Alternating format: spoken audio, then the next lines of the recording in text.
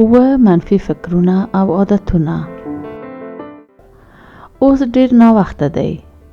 تاسو هر وخت کولای شئ چې شرایطو ته بدلون ورکړئ، یعنی کولای شئ چې خپل ځان ته بدلون ورکړئ. نو هیڅ کله مه وایاست چې اوس ډیر ناوخته دی.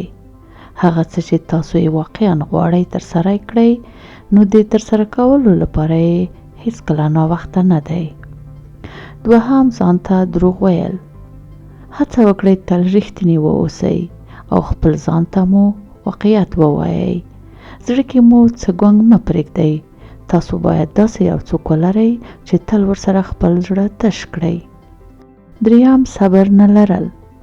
په هر ډول شرایطو کې اړینه ده چې صبر ولرئ او د نورو خبرې وزغمئ، خو د ژوند بنسټ مو هیڅ کله باید په دروغ ولاړ نه وي. څلورم، سر له سبا څخه یې پیلوم. ژوند هغه وخت غوره او خوندور دی چې موخه ولري. نن به ستا په ژوند کې یو ستر بدلون رامنځته شي.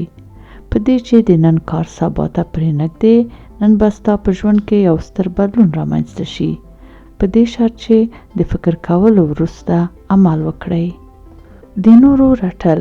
په نورو کسانو نیوکه او د هغوی رټل هیڅ کومه ګټه نه لري، پرته له دې چې یوازې مو د دښمنانو شمیر لوړ شي.